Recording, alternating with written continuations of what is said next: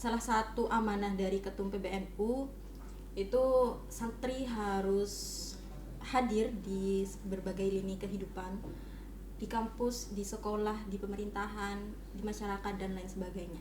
Nah, itu jadikan motivasi bagi kita semua untuk terus semangat untuk melanjutkan jihad para santri dan para ulama terdahulu.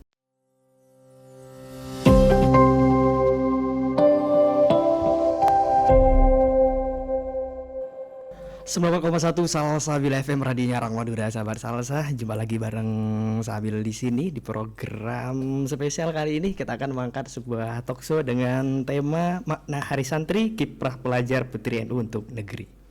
Dan by the way juga Rosa mau ucapin selamat Hari Santri Nasional, meskipun harinya kebetulan kemarin ya. Itu buat semua teman-teman santri di seluruh Indonesia, khususnya Kabupaten Sampang sendiri. Dan kebetulan kita sudah mengundang beberapa teman-teman dari Ikatan Pelajar Putri Nahdlatul Ulama Sampang, yang tentunya kita benar-benar pilih memang benar santri tolen, tapi juga tidak ketinggalan zaman, tentunya santri militan yang multifungsi, insya Allah menjadi kader-kader santri yang sangat bermanfaat untuk negeri. Dan sebagaimana yang kita ketahui, Hari Santri merupakan momentum peringatan sejarah, tetapi juga refleksi tentang peran santri dalam membangun bangsa. Di era modern, semangat santri terus hidup dalam diri pelajar-pelajar Putri Nahdlatul Ulama NU yang tidak hanya menimba ilmu, tetapi juga berperan aktif dalam pendidikan, sosial, dan kepemimpinan. Melalui tema ini, kita akan menggali makna Hari Santri dari perspektif perempuan muda NU, bagaimana nilai keikhlasan, kemandirian, dan pengabdian santri diteruskan oleh kader-kader IPPNU. Hari ini, untuk mengabdi kepada negeri, menebar manfaat, dan menjadi pelita peradaban masa depan. Kita telah menghadirkan 3 kader IPPNU Sampang yang sangat cantik jelita pada siang hari ini, yaitu yang pertama ada Rekanita ya panggilannya, Rekanita Nurul Hidayati, Ketua PC IPPNU Sampang. Halo Mbak Nurul. Ya, halo Mas. Halo juga sahabat Salsa. Terima kasih. Juga narasumber kita yang kedua adalah Rekanita Maraselawati, Waka 1 Bidang Organisasi PC IPPNU Sampang. Iya, betul. Oke. Dan yang ketiga ada Rekanita Wardatus Soleha atau Rekanita Warda, yaitu sebagai Waka 5 Bidang Media PC IPPNU Sampang. Iya, halo. Oke. Selamat pagi. Jadi mulai dari mana dulu? Oke, dari Mbak Nurul dulu deh. Gimana perjalanan ke sini? Alhamdulillah lancar. Lancar ya, meskipun beberapa hari terakhir cuacanya agak dingin mungkin karena baru Panas dingin. Panas dingin karena mungkin menghadiri talkshow juga. Bisa jadi. Oke. Jadi Mbak Nurul sebagai Ketua PC IPPNU Sampang juga, mungkin bisa diperkenalkan dulu latar belakang baik dari pendidikan dari Mbak Nurul sendiri, silahkan. Ya, baik sahabat Salsa, perkenalkan nama saya Nurul Hidayati. Alamat saya dari Desa Sawah Tengah, Kecamatan Robatal, Kabupaten Sampang.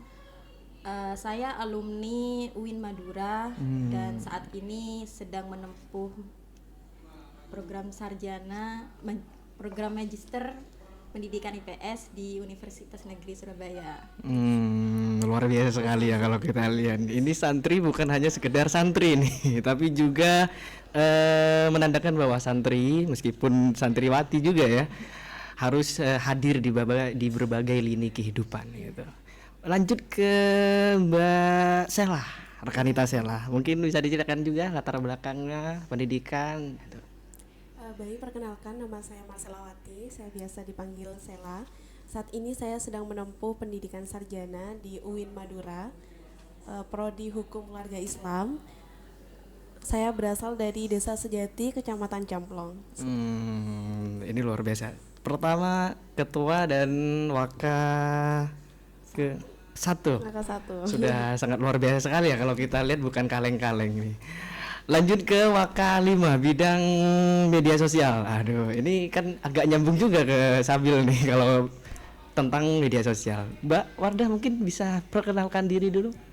Baik, perkenalkan nama saya Wardatus Soleha Ramadhani, bisa dipanggil Wardah, dan saat ini sekarang sedang menempuh pendidikan di Universitas Islam Madura.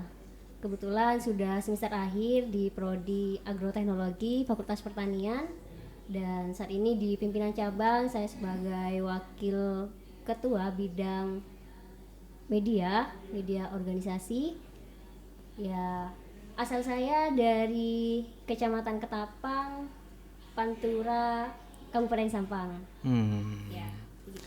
Jadi ini benar-benar pengurus IPPNU yang sangat berkualitas dan berpendidikan, sahabat Salsa. Ini ya bukan kaleng-kaleng nih, kita hadirkan narasumber kita sekali lagi.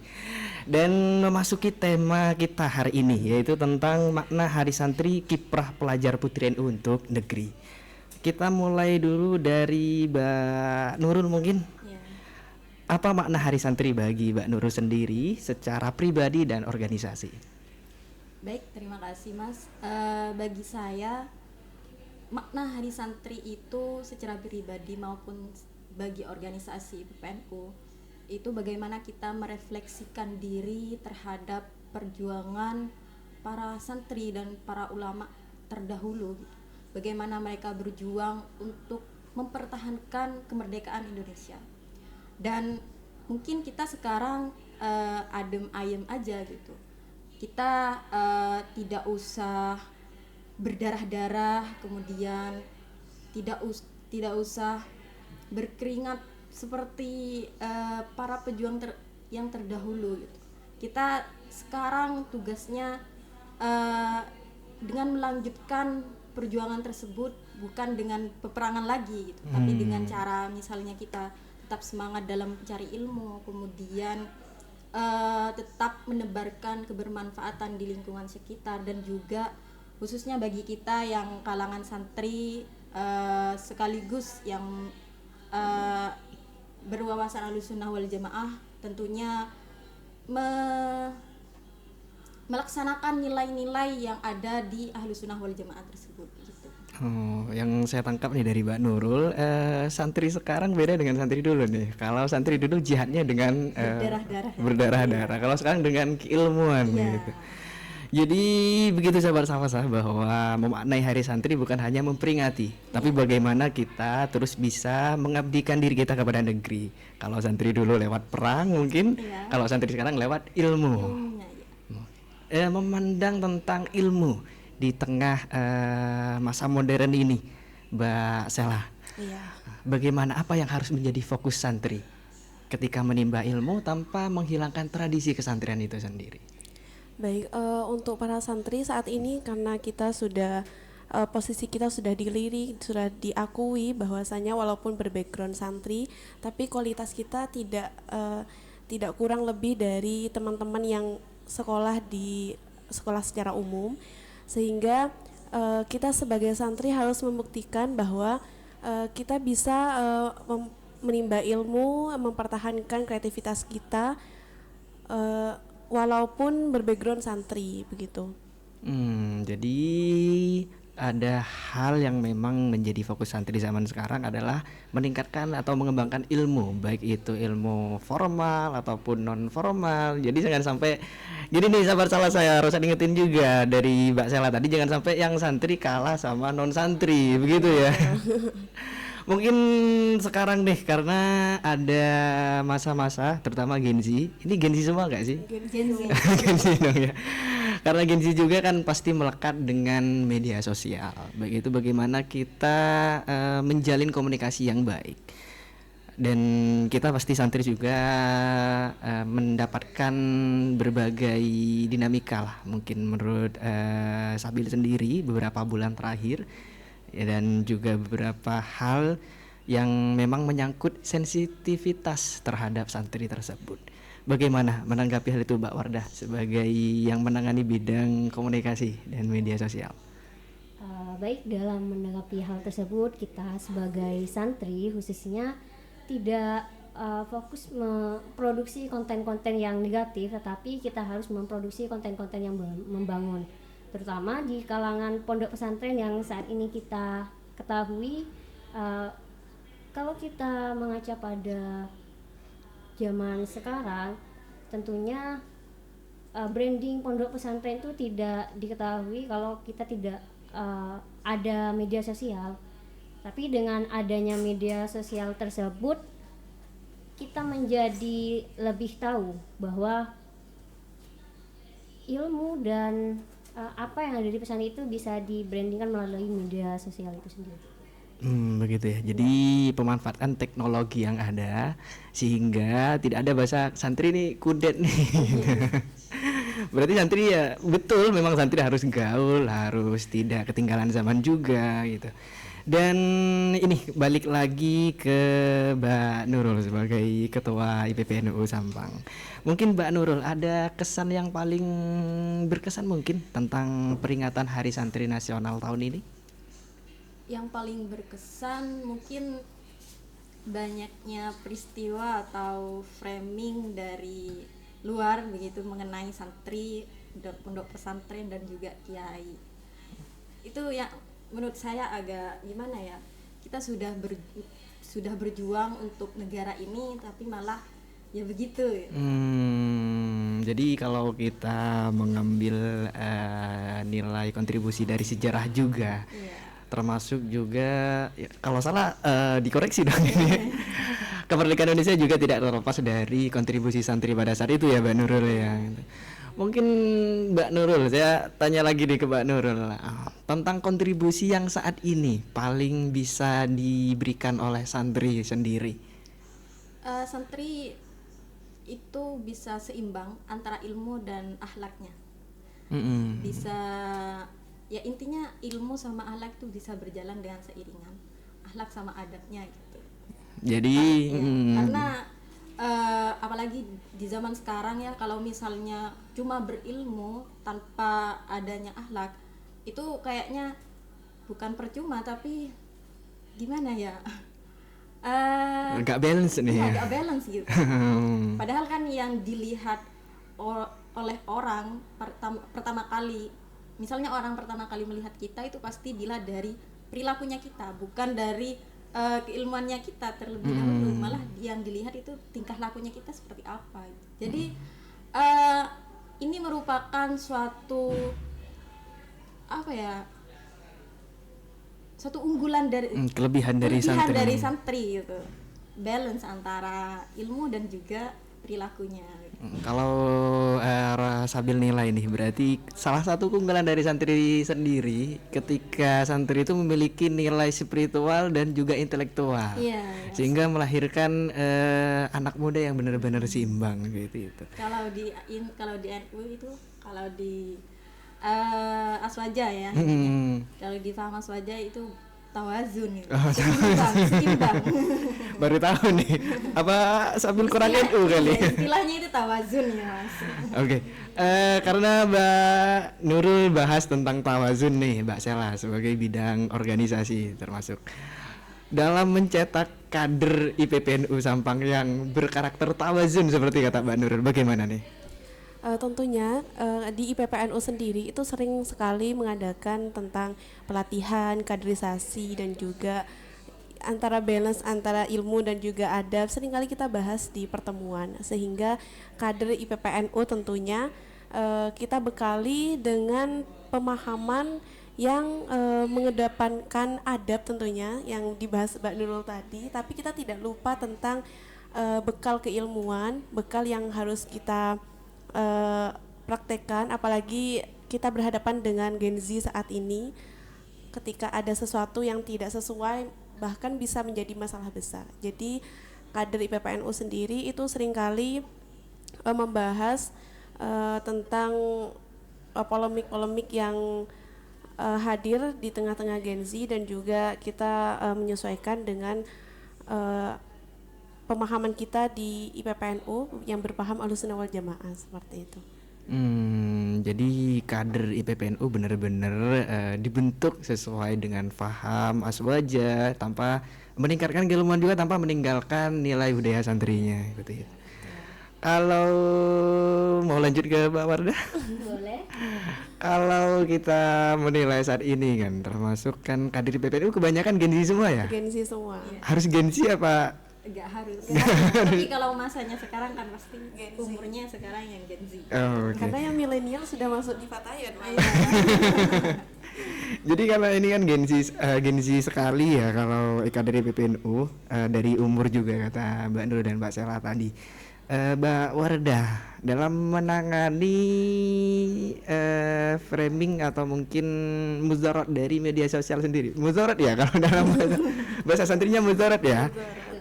Negatif lah gitu. Dampak negatif dari media sosial sendiri. Apa pembekalan yang diberikan oleh IPPNU Sampang kepada kader-kadernya? Baik, sebenarnya di IPPNU Sampang kemarin sudah mengadakan pelatihan, salah satu program kerja dari Departemen Media, yaitu tentang ngaji media, yang mana di sana terdapat ada 2 pelatihan. Pelatihan yang pertama ada pelatihan jurnalis, dan yang kedua pembuatan konten, baik itu konten pamflet ataupun konten-konten yang mendukung lainnya. Nah, di kegiatan di ngaji media tersebut teman-teman IPPNU dibekali untuk bagaimana menjadi seorang pelajar IPPNU yang produktif melalui jurnalistik, baik itu tulisan ataupun tulisan yang positif lah. Karena di IPPNU di pimpinan cabang sekarang sudah ada perkembangan mempunyai website tersendiri, dan nantinya output dari pelatihan itu teman-teman yang mau menulis, baik itu menulis berita, opini, akan dirilis atau diupload ke websitenya pimpinan cabang gitu. Oh, seperti itu ya. Jadi pengkaderan dan juga mengantisipasi dampak negatif benar-benar dibina. Kalau Roset malah keinget nih tentang ulama zaman dulu, kan santri zaman dulu nih. Kan itu kan pakai nulisnya kan kitab kuning. Kalau sekarang opini artikel gitu kan. Jadi memang benar kita tidak bisa terlepas dari media sosial dan perkembangan teknologi yang ada. Mungkin tantangan terbesar dalam pengkaderan itu sendiri, utamanya untuk ketua Mbak Nurul, tantangan terbesar dalam mencetak kader yang benar-benar santri militan tapi juga tidak kalah daya saing dengan non santri dalam hal keilmuan, bagaimana? Tentunya di keberlanjutannya sih Mas. Soalnya kadang kita mengadakan kegiatan itu kan harus ada istilahnya itu RTL, rencana tindak lanjut. Kalau misalnya kita stuck di pelatihannya itu, otomatis mereka akan hilang, kena seleksi alam katanya anak organisatoris itu. Tapi di IPPNU itu biasanya ada yang namanya RTL atau rencana tindak lanjut untuk bagaimana tetap merawat para peserta pelatihan tersebut. Itu biasanya yang dilakukan kita untuk mencegah peserta-peserta ini terkena seleksi alam. Sebetulnya meskipun masih ada RTL, tetap juga ya namanya organisasi masih ada juga yang kena seleksi alam. Itu merupakan tantangan bagi organisasi secara umum. Termasuk IPPNU juga. Kalau menilik tentang seleksi alam nih kayak gimana nih? Roset baru dengar istilah tentang seleksi alam. Bagaimana nih? Ya intinya di dalam suatu organisasi itu pas awal itu pasti banyak. Tapi setelah di kemudian hari pas yang bertahan itu bukan yang banyak tadi, tapi yang awalnya 10 nanti akan berkurang jadi 9, 8 gitu. Itu namanya seleksi alam. Jadi semangatnya malah turun, nggak konsisten gitu ya. Kalau dalam bahasa santrinya apa tuh konsisten tuh kalau boleh tahu tuh? Istiqomah. Ada nggak peribahasa tentang istiqomah? Mungkin tentang peribahasa makolah Arab tentang istiqomah, Mbak Nurul? Mungkin rekan kita Sela. Jadi balik lagi ke Mbak Sela nih tentang masih pengkaderan nih temanya ya, pembicaraannya tentang pengkaderan gimana kita mencetak kader yang betul-betul berpaham waja dan tidak meninggalkan budaya santri meskipun melakukan peningkatan dalam keilmuan pendidikan juga. Mbak Sela, dalam membina organisasi tentunya membutuhkan rasa loyalitas, kesetiaan dan juga kekompakan, sinergitas dari berbagai sektor gitu. Tantangan di lapangan, ini kan sebenarnya Sabil nggak terlalu tahu ya tentang organisasi cewek itu kayak gimana gitu ya.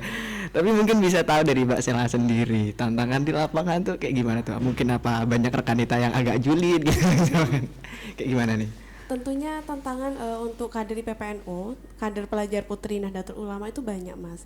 Seringkali kita dihadapkan dengan problem karena tidak bisa membagi waktu. Apalagi kita di organisasi keterpelajaran, khususnya yang masih ada di pondok pesantren, karena kader-kader kita selain ada di secara umum, namun kita juga ada kader di pimpinan komisi syariat di pondok pesantren dan juga di desa. Nah, tantangan saat membagi waktu antara sekolah dan juga organisasi itu masalahnya biasanya, karena kadang ada kegiatan yang berbentrok dengan sekolah dan juga santri yang izinnya terbatas gitu. Dan juga ada beberapa lingkungan yang tidak mendukung keaktifan seorang perempuan begitu. Jadi adanya IPPNU kita juga saling support kader, memberikan ruang tumbuh kepada kader yang ingin meningkatkan potensi keaktifannya dan juga pengabdiannya tentunya di Nahdlatul Ulama. Jadi adanya tantangan itu sebenarnya menjadi pecutan bagi kami untuk tetap merawat kader yang ada dan juga menarik kader-kader yang sebelumnya sudah mulai tidak aktif, mulai hilang semangat begitu. Apalagi tentang adanya tidak adanya dukungan dari lingkungan kepada perempuan-perempuan yang ingin aktif, khususnya mengabdikan diri di Nahdlatul Ulama. Jadi sangat langsung tersentuh ya, Sabil sendiri kalau ingat bahwa terkadang keterbatasan yang disampaikan oleh Mbak Sela, tantangannya juga masalah waktu. Oke lah kalau waktu mungkin karena punya kepentingan prioritas ya seperti sekolah seperti itu atau izin ya, karena kan menyangkut pendidikan nih, tapi sangat sedikit menyakitkan juga ya kadang alasannya, tantangannya karena faktor dukungan lingkungan sebagai seorang perempuan yang kurang mendapatkan dukungan jika terlalu aktif ini. Mungkin kita lanjut ke Mbak Wardah sebagai Wakalimah bidang media sosial.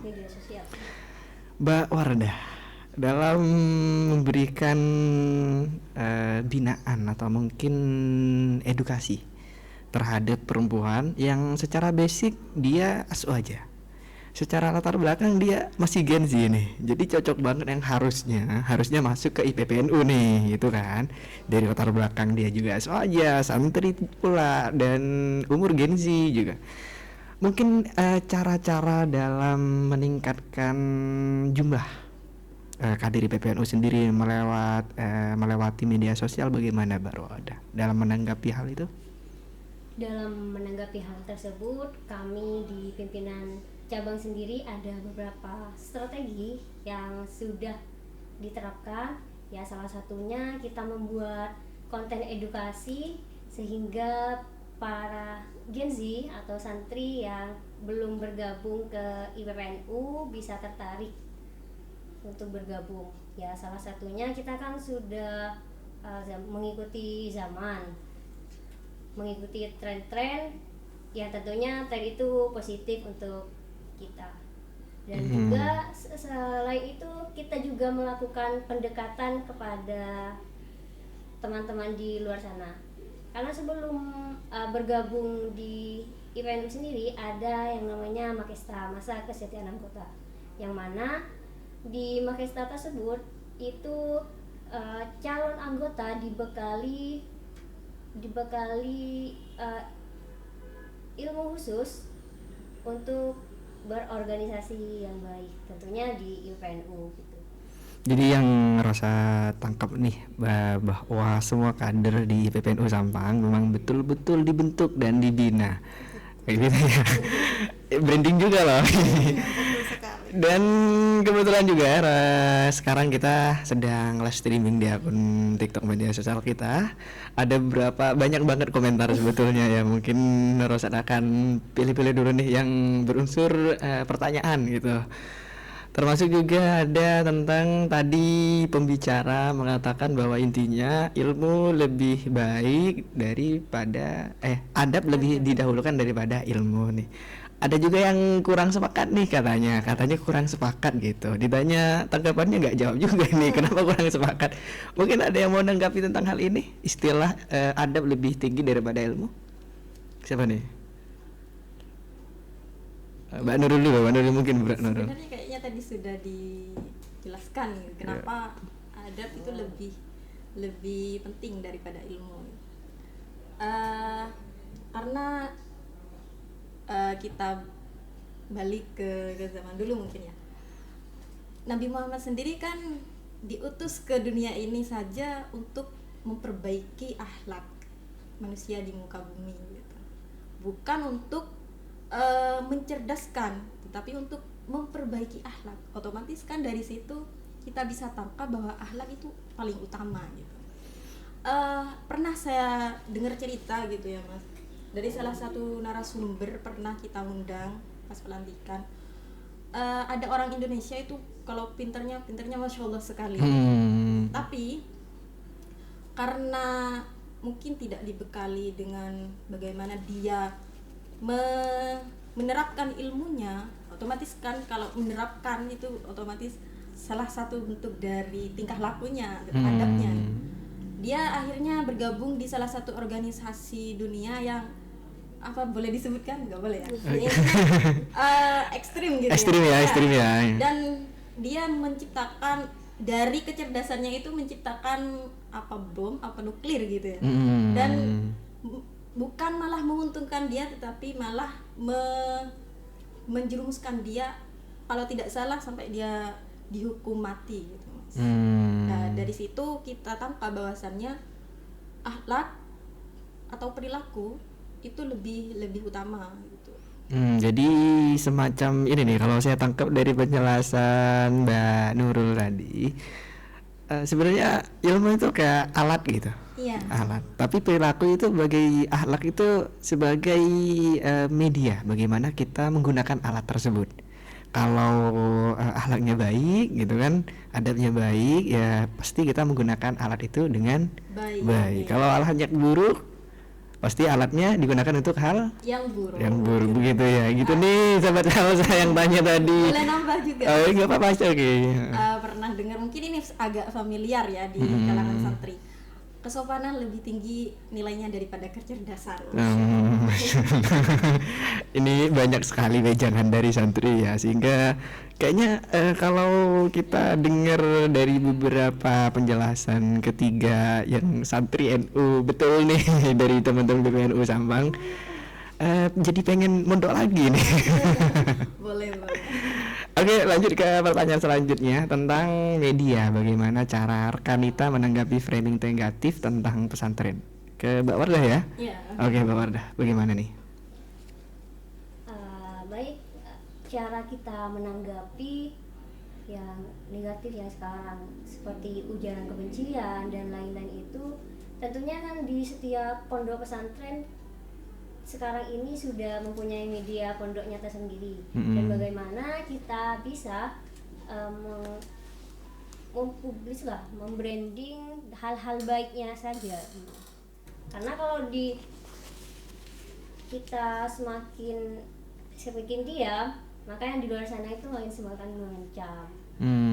Jadi tiap pondok pesantren itu mempunyai tugas sendiri untuk membrandingnya dengan yang hal-hal baik seperti itu. Jadi mengantisipasi framing yang kebetulan ya kemarin kejadian sakit betul gitu. Sebagai santri ya, kebetulan ya sambil juga santri juga, kalau lihat tuh sakit betul. Antisipasi dari Mbak Rekanita Wardah tadi, kalau setiap postingan media sosial harus benar-benar difilter. Bagaimana kita menunjukkan sekaligus memberikan pemahaman bahwa hal ini memang benar-benar positif seperti itu ya. Kadang yang bikin kita terframing kan kurang paham tuh. Kan betul nggak nih? Betulin dong ya Mbak Warda. Kalau nggak diain nggak jadi ngomong nih. Ketika kita benar-benar melakukan komunikasi lanjut di media sosial dengan bentuk pemahaman juga, maka framing tidak akan bisa terpengaruh atau tidak akan bisa berefek gitu. Lanjut ke pertanyaan selanjutnya nih. Cari yang paling menarik dulu nih. Kok banyak yang bilang cantik gitu. Yang mana nih? Ada yang tanya pembahasan apa ini gitu. Jelaskan santri semua. Lanjut ke pertanyaan selanjutnya. Di balik orang berakhlak tanpa punya ilmu gitu, bagaimana efeknya? Ada orang berakhlak tapi nggak punya ilmu nih. Mungkin Mbak Salah kesempatannya. Oke. Sebenarnya saat kita bertemu dengan orang, first impression kita, penilaian pertama kita saat bertemu dengan orang, tentunya kita tidak bertanya apakah kamu lulusan sekolah ini, apakah sampean sudah kuliah, apakah sudah bergelar sarjana, tentunya tidak, bukan.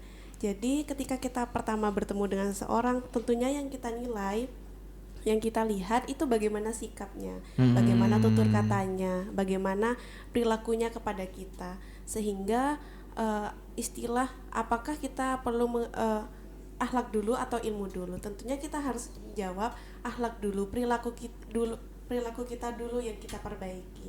Bagaimana kita berperilaku kepada orang lain, berperilaku kepada diri sendiri.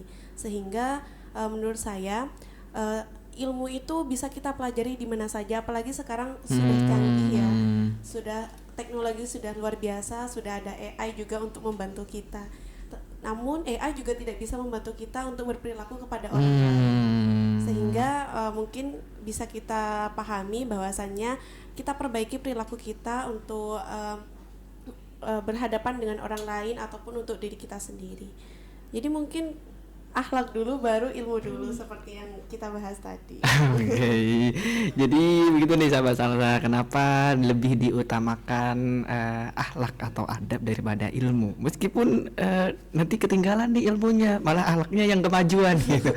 Ya it's okay, nggak apa-apa, karena lebih baik adabnya kemajuan, ilmunya ketinggalan daripada ilmunya kemajuan tapi akhlaknya ketinggalan nih.